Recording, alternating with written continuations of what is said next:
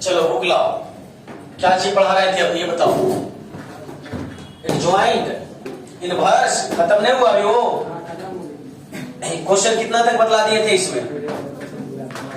9 तक हो गया था क्लियर? 9 घर में बनाया था? चलो नहीं बनाया है तुम्हारा, ये गलती है मेरा नहीं। यहाँ पे कल बतला दिए थे ना रे। चलो आगे देखो, 9 का पहला हो गया था, अब बताओ 9 के दूसरा से बताना है या नहीं बताना है? चलो दूसरा बतलाना है। देखो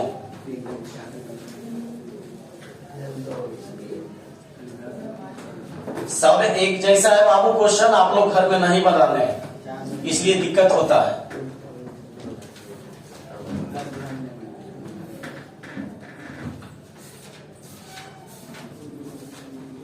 चैप्टर का नाम क्या है बोलो? एडजॉइंट्स एस इनवर्स। हिंदी क्या हुआ? शाखंडज और क्या चीज? प्रतिलोम। 9 के दूसरा देखो दिया हुआ है फंक्शन एफ एक्स बराबर cos x sine x 0 minus sine x cos x 0 0 0 1। और हमें कहना है सत्यापित करें एफ एक्स इसका इनवर्स बराबर एफ माइनस एक्स बराबर होगा। कोई दिक्कत है? अच्छा इनवर्स बोला है तो तुमको समझ में आ रहा है कि सबसे पहले हमें इनवर्स निकालना ही है और ये चैप्टर इनवर्स है। अच्छा इनवर्स निकालने से पहले क्या निकालना पड़ता है? एडजॉइंट। एडजॉइंट निकालने से पहले क्या निकालना पड़ता है? कोफैक्टर। तो एलएचएस देखो तुम्हें क्या समझ में आ रहा है? दिया गया फंक्शन, एफ मतलब क्या होता है? फंक्शन। तो दिया हुआ फंक्शन, इसका हमें क्या निकालना है? इनवर्स। इसका क्या निकालना है? इनवर्स। तो देखो एलएचएस में जो दिया गया उसका क्या निकालना है? इनवर्स। तो इनवर्स निकालने से पहले हम क्या निकालते हैं? मान निकालते हैं जी। तो किसका मान? इसी के मान निकालेंगे ना। चलो तो मान बतलाओ, तो कोई रो या कोई कॉलम से निकाल लें। तो किससे निकालना चाहता है बोलो? फर्स्ट रो से। तो बताओ cos x को लिखेंगे और सामने का रो कॉलम ढकेंगे, क्या क्या बचेगा?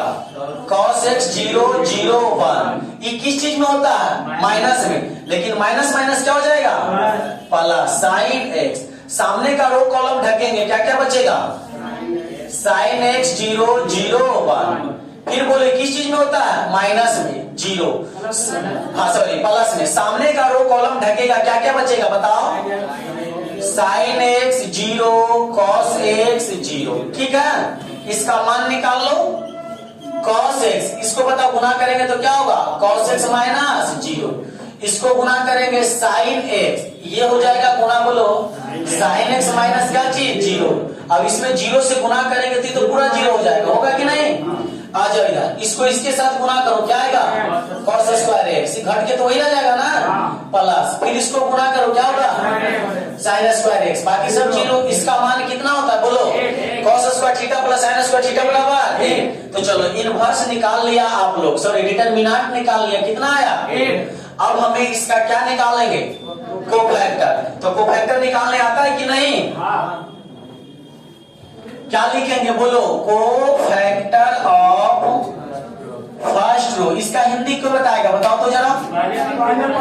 हिंदी बदलाव क्या होगा? पहले पंक्ति का साखंड की साखंडज?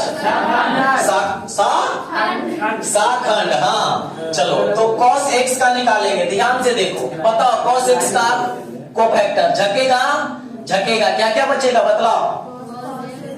cos x 0 0 1। अच्छा कोफैक्टर जब निकालते इसको चिन्ह के साथ लिखते हैं कि बिना चिन्ह के?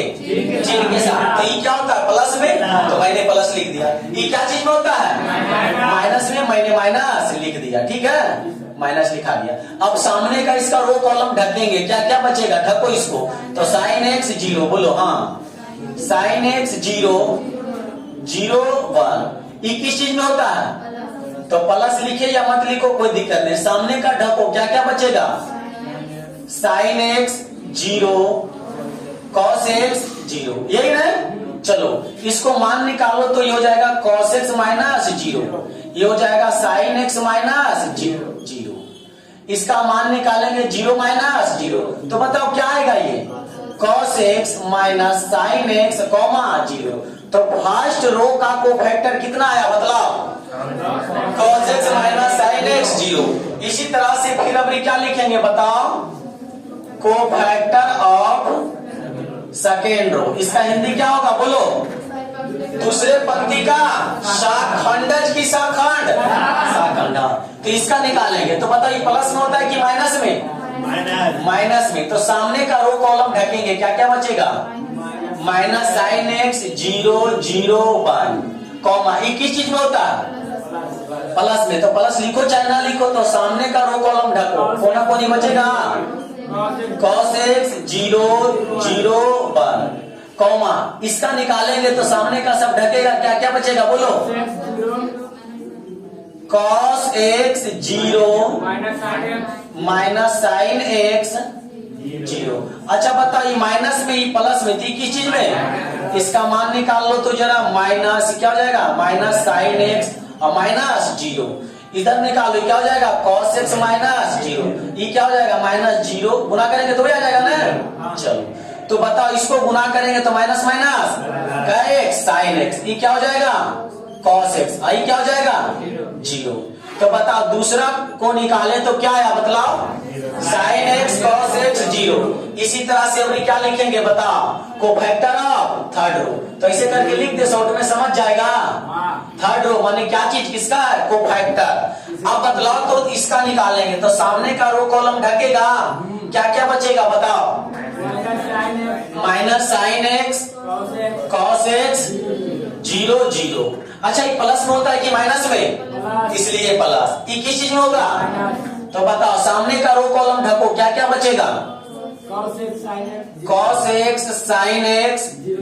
अब बताओ 0 0, ठीक है। ये किस चीज में होगा, प्लस में। तो प्लस लिखो चाहे मत लिखो, तो सामने का रो कॉलम ढको, क्या क्या बचेगा, cos x sine x minus sine x cos x। इसको हल कर लो तो ये हो जाएगा 0 माइनस 0। ये हल करेगा 0 माइनस 0, लेकिन इसको हल करो तो ये क्या हो जाएगा, cos into cos, cos square x। आई होता है माइनस, लेकिन माइनस माइनस क्या चीज प्लस, क्या लिख देंगे साइन स्क्वायर x। तो बताओ ये 0 cos square theta plus sine square theta बराबर 1। अभी आप लोग ने क्या निकाला बताओ, कोफैक्टर। हम तुम लोग को बताए थे बाबू कि यदि 3 ऑर्डर के आ जाएगा ना तो 3 ऑर्डर में एक बार वोल्टेज भर जाएगा सिर्फ कोफैक्टर से। इसके बाद इसका भी क्या निकालेंगे, एडजॉइंट निकालेंगे, तब जाकर के इसका क्या निकलेगा, इनवर्स। अभी फिलहाल नोट करो, चलो आगे समझेगा इधर। अभी हम आप लोग को सिर्फ डिटरमिनेंट और क्या निकाले हैं, कोफैक्टर। लेकिन इनवर्स का फार्मूला बताओ क्या होता है, इनवर्स का फार्मूला एडजॉइंट बटे डिटरमिनेंट जो रहता है वो। अब बताओ यहाँ हम सबसे पहले क्या निकालेंगे, एडजॉइंट। तो इसको याद रहेगा किसका माने का था, इसको हम मिटा देते हैं। तो बताओ यहाँ सबसे पहले वो कोई अवयव मान लेंगे। तो बताओ माना कि अवयव, माना कि अवयव क्या मान ले बताओ, अवयव x बराबर, बोलो इसके जगह क्या क्या आया, cos x minus sine x 0। इसके जगह क्या आया, साइन x cos x 0। इसके जगह वही 0 0 1।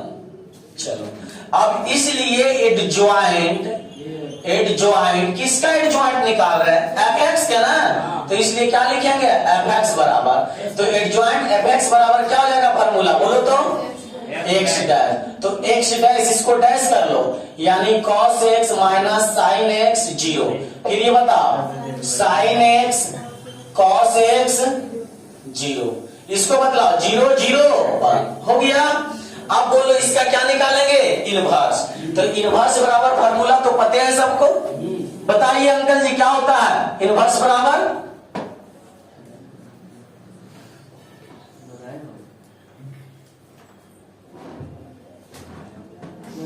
आप यहाँ है कि आपका परमात्मा है जो बताओ, एक एक्स का क्या निकालेंगे, इनवर्स। तो इनवर्स बराबर क्या लिखेंगे बताओ, एडजॉइंट fx बटा डिटरमिनेंट क्या चीज fx। तो बदला इसका मान कितना लाया, cos x sin x 0 minus sine x cos x 0 0 0 1 ये तुम्हारा LHS रेडियन। अच्छा इसमें एक से भागा देंगे कोई फर्क पड़ेगा? एक से भागा देंगे तो ये आ जाएगा कि नहीं? अगर मन करता है तो एक लाइन दिखा दो, फिर दिखा देंगे तो फिर तो वही आ जाएगा, आएगा कि नहीं? ये तुम्हारा LHS आ गया। बताओ RHS देखो तो जरा, RHS क्या है? f minus x. कहने का मतलब क्या हुआ? जहां x है उसमें किसका गुना करेंगे? माइनस से करेंगे ना जी, यानी x की जगह हम क्या रखेंगे? माइनस रखेंगे। तो बाबू ध्यान से देखो तो fx का मान दिया हुआ है cos x, लेकिन x के जगह हम क्या रखेंगे? Minus x। बोलो दिया हुआ है माइनस साइन x, तो x के जगह हम क्या रखेंगे? Minus x। ये तो 0 हो गया। इधर आओ, ये दिया हुआ साइन x के जगह हम क्या रखेंगे? Minus x। हाँ इधर दिया हुआ है cos x, लेकिन हम x के जगह क्या रखेंगे? Minus x। 0, बाकी तो सब एक आ जाएगा। कोई दिक्कत है? यहाँ पर बस एक बात अब याद रखना, इधर देखो कहीं साइड में समझा देते। इधर cos माइनस थीटा बराबर क्या होता है और साइन माइनस थीटा बराबर क्या होता है? जो पता किसी को पता है? यानी cos माइनस थीटा बराबर क्या होगा, बता सकता है कोई? cos माइनस थीटा बराबर क्या होता है? यदि एंगल ऋणात्मक हो तो cos थीटा जो होता है नियरली cos थीटा के बराबर होता है। यानी cos माइनस थीटा जो होता है नियरली किसके बराबर होता है? cos थीटा का।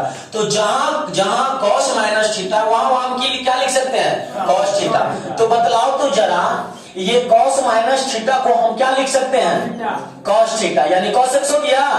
अच्छा अब ये है cos साइन माइनस थीटा जो है, साइन माइन थीटा जो है ये नियरली बराबर होता है माइनस साइन थीटा के। इसको याद कर जाओ बढ़िया से, त्रिकोणमिति में जब पढ़ाएंगे या 10वां में पढ़ा था तो ये बताया गया होता cos माइनस थीटा बराबर क्या होता है? cos theta. और साइन माइनस थीटा बराबर क्या होता है? Minus theta. टेंशन मत लेना, जब मैं यहाँ पढ़ाऊंगा ना त्रिकोणमिति फंक्शन तब ये चीज बतलाऊंगा। अभी पढ़ने का पूरा बाकी, अभी तो स्टार्ट है नहीं, तब तक कहते हैं कि ये तो ट्रेलर है, पिक्चर अभी बाकी है, तो ये सब पूरा भी पढ़ने का आएगा। बस इतना याद रखो, अगर कोई पूछ देगा कि cos माइनस 45 डिग्री बराबर क्या हो सकता है, बोलो cos 45 होगा कि नहीं? तो cos 45 के मान कितना होता है? 1/√2। हाँ चलो इतना तो समझ में आता। अगर ये cos ना लिख करके यहाँ लिखते हैं माइनस साइन 45, तो बता इतना बराबर हम क्या लिख सकते हैं? बताओ तो जरा, माइनस साइन 45 लिख सकते हैं, तो यानी इसका मान क्या हो जाएगा? 1/√2 माइनस। कोई बात नहीं है, आगे हम बताएंगे इसको अच्छा से।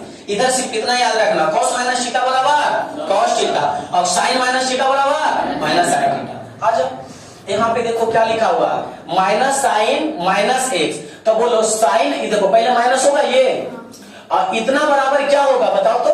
साइन माइनस थीटा बराबर क्या होगा? Minus sine theta. तो माइनस माइनस क्या हो जाएगा? प्लस। तो डायरेक्ट लिख दे साइन थीटा, ये क्या चीज? 0। फिर उसी तरह से साइन माइनस एक्स बराबर क्या होगा? Minus sine theta. और ये क्या होगा? cos माइनस थीटा बराबर क्या होता है? cos theta. तो क्या लिखेंगे इसको? cos theta. 0 0 0 1 हो गया क्या? कोई प्रॉब्लम है? ओ थीटा लिख दिलियो। आप बताओ ये देखो क्या चीज है? आरी क्या है? क्या दोनों बराबर है? तो लास्ट में लिख देंगे अतः LHS बराबर RHS। नोट करो, इसको मिटाओ।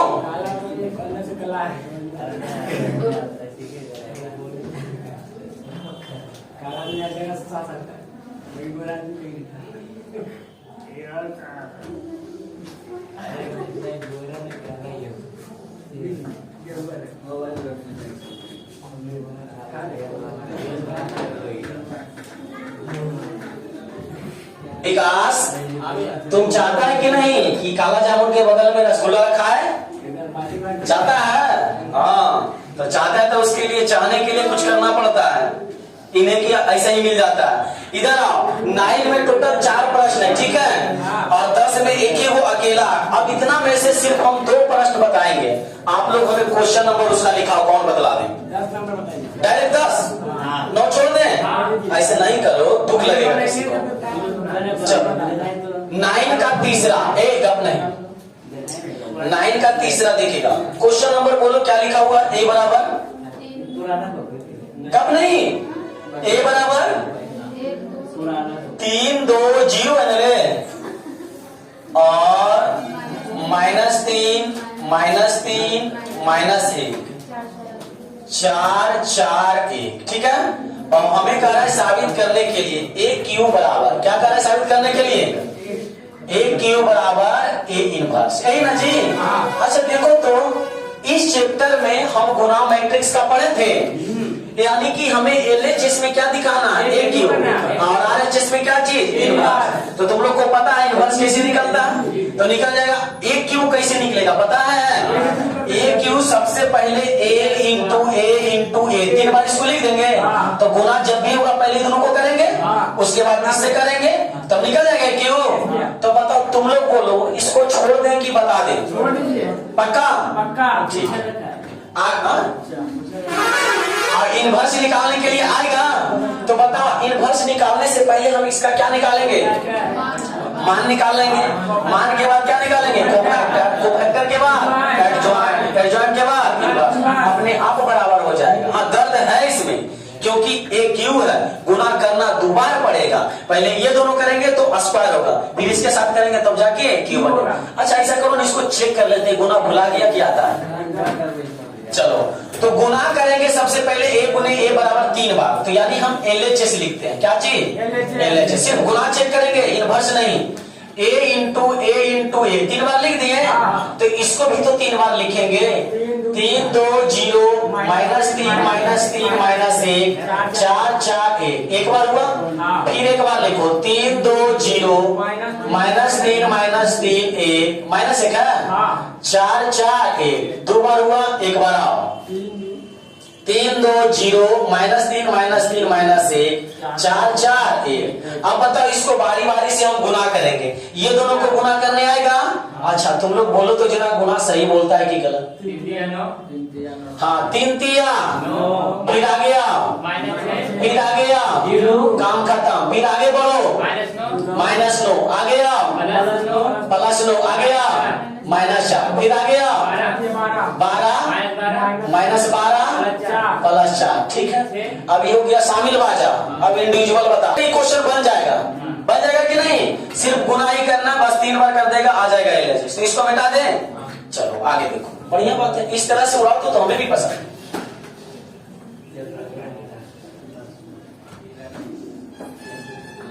चलो अंतिम और आखिरी प्रश्न है इस लेसन का, क्वेश्चन नंबर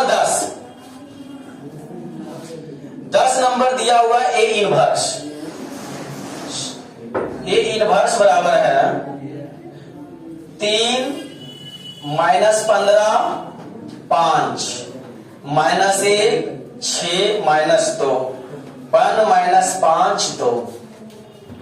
बी बराबर दिया हुआ है 1 -1 0 2 3 -2 -2 0 1।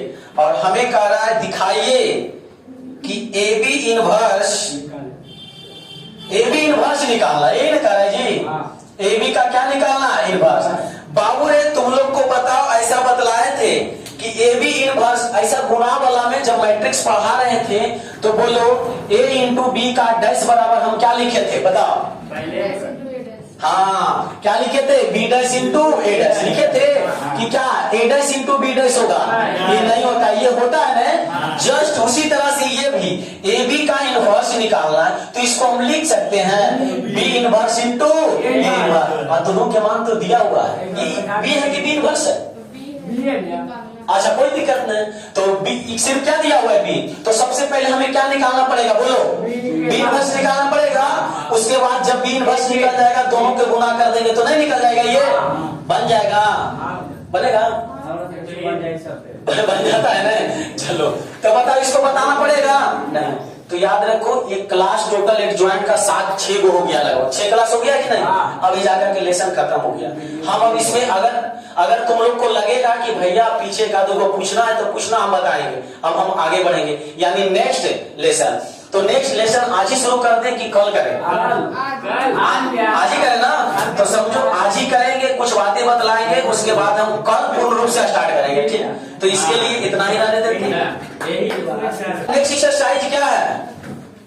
रैखिक समीकरणों को क्या करना? हल करना। हल करने का प्रश्न है, ठीक है? तो ध्यान से आ जाओ और समझो इधर।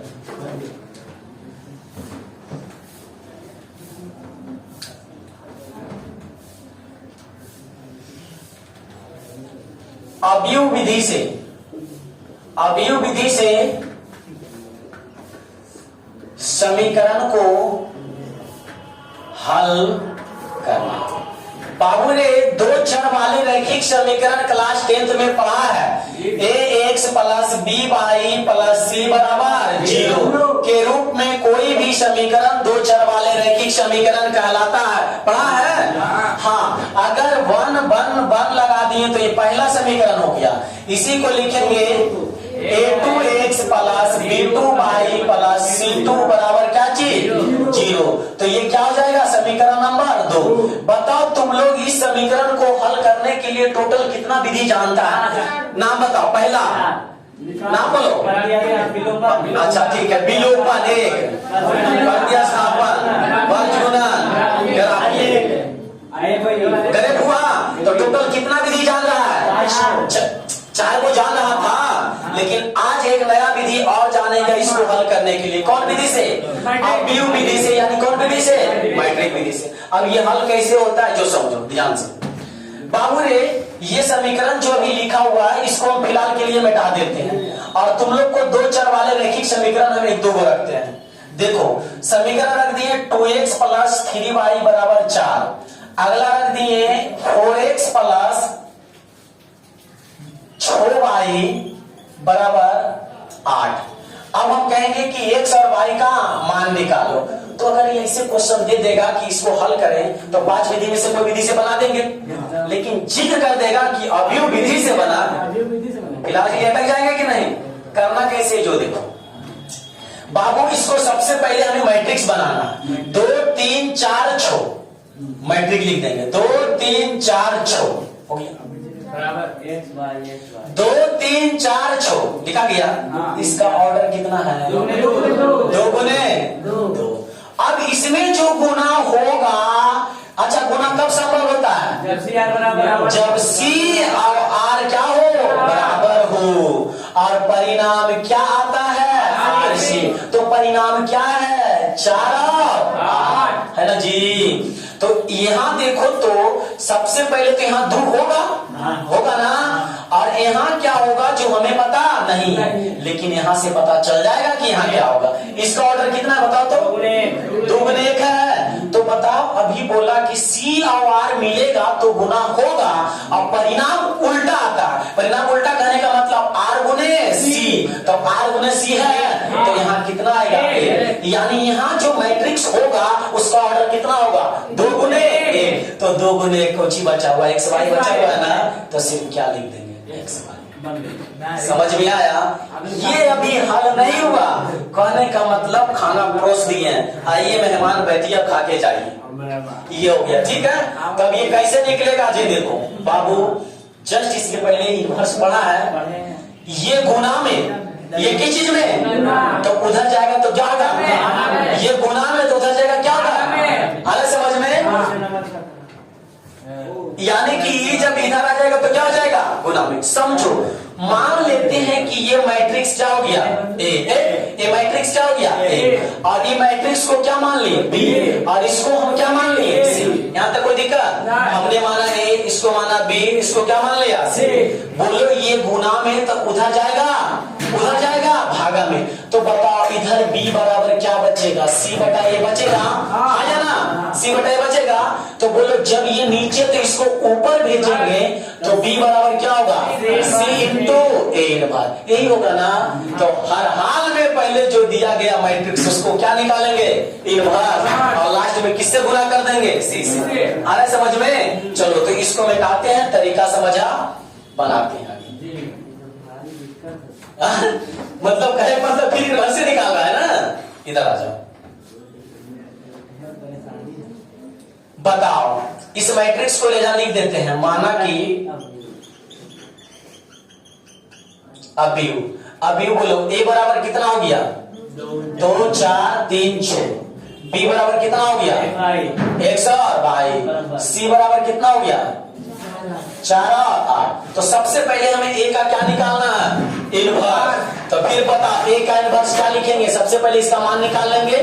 मान कितना आएगा छुदुनी 36 बराबर 0। अब समझो ये बाबू इसका हल नहीं निकल सकता है, क्योंकि तुम लोग सुनो, क्योंकि तुम लोग पढ़ा था संगत हल, अनेक हल, द्वितीय हल पढ़ा था। अरे बाबू a1 बटा a2 बराबर b1 बटा b2 बराबर c1 बटा c2, a1 बटा a2 not equal to b1 बटा b2 बराबर c1 बटा c2, फिर a1 बटा a2 बराबर b1 बटा b2 not equal to c1 बटा c2। ये क्लास 10th में पढ़ा था। कब अनेक हल, कब संगत हल, कब संपाती, कब प्रतिच्छेदी पढ़ा था कि नहीं? वही बात है, हमने बोल दिया इसका हल नहीं निकलेगा। ये मैट्रिक्स जो निकालने के लिए कह रहा है नहीं निकलेगा। अब कहेगा भैया आपने ऐसा क्यों बोला, समझो बाबू इनवर्स बराबर फार्मूला क्या होता है एडज्वाइंट a बटा डिटर्मिनेंट a। उस दिन मैं आज से शायद 5 6 7 8 10 दिन पहले एक लड़का ऐसा चीज लिखा हुआ था इनवर्स बराबर, बगल में लिखा था चूंकि डिटर्मिनेंट a बराबर नॉट इक्वल टू 0, इनवर्स निकाल रहा था तो ये बात लिखा था। लेकिन अगर ये बात आज हम मुझसे पूछते हैं ऐसा क्यों लिखा था, बता सकता है क्यों लिखा था? नहीं। और लिखा था तो कहां से लिखा था हमको बताओ, सच बताना, चुप रहो, बोलो। दिमाग में आ गया तो नहीं, तुम दिमाग से नहीं लिखा, ये छोटा बात नहीं है, बहुत बड़ा बात है ये। सुनो, तुम कुछ कहीं बुक से लिखा या कहीं से लिखा है बताओ? मेरे पास बुक नहीं। कोई बात नहीं, इसलिए बाबू एडवांस काम एक्स्ट्रा नहीं करना। पढ़ने के बाद तुमको लगेगा कि भैया ने ऐसा बात नहीं बताया तब बोलना। ये बात तुमको पहले हमने इतना इनवर्स निकाले, इतना इनवर्स निकाला है, कभी हम बोले कि डिटर्मिनेंट अगर 0 आ जाएगा तो उसका इनवर्स नहीं निकलेगा। लेकिन ये चीज अब समझो क्यों नहीं निकालता है, समझो बाबू रे, हमें निकालना इनवर्स, ठीक है? अगर इसका मान 0 हो जाएगा, इसका मान 0 हो जाएगा, क्या इनवर्स निकलेगा? नहीं ना निकलेगा। अरे भिन्न मतलब 0 हो गया तो इनफिनाइट हो जाएगा ना, तो इनवर्स निकलेगा। हाँ, यदि a नॉट इक्वल टू 0 तब a इनवर्स निकालना क्या है, संभव है। जब क्या चीज a नॉट इक्वल टू 0 होगा तब a इनवर्स निकलेगा। यदि a बराबर 0 आ जाएगा तो इनवर्स नहीं निकलेगा। क्यों नहीं समझ में आया? क्योंकि अगर डिटर्मिनेंट 0 आ जाएगा तो इसका आंसर क्या हो जाएगा, इनफिनाइट, और 0 नहीं आएगा तो मान तो निकल ही जाएगा ना। हाँ, तो इस बात को याद रखना, अगर नॉट इक्वल टू 0 आएगा तो इनवर्स निकलेगा, अगर a बराबर 0 आ जाएगा तो इनवर्स नहीं निकलेगा। अभी हम पूछते हैं, तुरंत मुजवानी चेक करके बतलाना। बताओ तो 8 2 16 4 इसका इनवर्स निकलेगा? क्यों नहीं निकलेगा बताओ? क्योंकि इसका हम मान निकालते तो 8 चौके 32 माइनस 16 तो नहीं 32 0, क्या इसका इनवर्स निकलेगा? नहीं। तो ऑब्जेक्टिव वो रख देता है, लिख देगा इतना का इनवर्स हो सकता है, मैट्रिक दे देगा a बराबर इतना का इनवर्स हो सकता है। ऑप्शन 4 को दे देगा, a में 32 64 36, फिर लिखेगा ज्ञात करना संभव नहीं है लास्ट में। तो क्या आंसर होगा? ज्ञात करना संभव नहीं है। अब ऐसा क्यों नहीं है? क्योंकि एक बात बतला दिए, यदि डिटर्मिनेंट बराबर 0 आएगा तो क्या इनवर्स निकलेगा? और नहीं 0 आएगा तो इनवर्स निकलेगा। सबको समझ में आया? बोलेगा 5 2 4 10 4, बताओ इसका इनवर्स निकलेगा? नहीं निकलेगा। क्यों नहीं निकलेगा बताओ? क्योंकि इसका मान 0 है। ठीक है, बहुत अच्छा। आगे बताओ 4 6 5 5 नहीं 15 10 15 निकलेगा? नहीं। क्यों नहीं निकलेगा? समझ में आया बाबू? आप आज सिर्फ आप लोग कॉपी में हेडिंग देंगे, अभी विधि से समीकरण को हल करें, हम एक पॉइंट लिखाएंगे, लिखना सीखो। पेज चेंज करो, पेज चेंज करो, लिखो ऊपर हेडिंग दो, अभी विधि से समीकरण को हल करना, हल करना। अव्यव विधि से समीकरण को हल करना, अव्यव विधि से समीकरण को हल करना।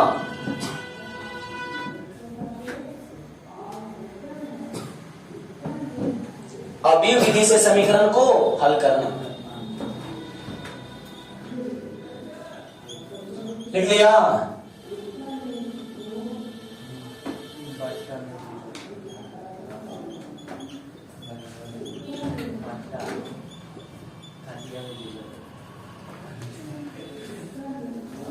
यदि डिटर्मिनेंट a बराबर 0 हो तो a इनवर्स ज्ञात करना संभव नहीं है। ऐसे खराब है। यदि डिटर्मिनेंट a बराबर 0 हो तो a इनवर्स नहीं ज्ञात किया जा सकता, नहीं ज्ञात किया जा सकता है। ए वाला पॉइंट नीचे लिख लेगा। यदि डिटर्मिनेंट बराबर 0 हो तो ए इनवर्स नहीं ज्ञात किया जा सकता है। चलो इधर समझेगा। अभी हम आप लोग को जैसे बोले कि ये चैप्टर स्टार्ट करें, आप लोग बोले नहीं, हम बोले स्टार्ट करेंगे। क्या ये चैप्टर स्टार्ट हुआ? नहीं। लेकिन एक बात सीखा जो पहले सीखने का नहीं था, लेकिन अब तो सीखा। क्या सीखा? बोलो तो जरा। ऑब्जेक्टिव कैसे पूछेगा तुम लोग को समझ में आ गया? जिस तरह से एक आपको क्वेश्चन रख देगा, कह देगा इसका डिटर्मिनेंट हो, ऐसे पूछेगा क्या इसका इनवर्स ज्ञात किया जा सकता है, और ऑप्शन में दे देगा 4 5 6 7, देखो कहेगा ज्ञात करना संभव नहीं। ठीक माना जाएगा? कब? क्योंकि डिटर्मिनेंट 0 होगा तब। अच्छा डिटर्मिनेंट 0 नहीं आएगा तब क्या होगा? इनवर्स निकालना संभव है। तो बोलो दोनों बात लिखना जरूरी है। एक को लिखने समझ में आया नहीं, एक को नहीं तो दूसरा। हाँ बोला ठीक है। तो आज के लिए नहीं रहने देते।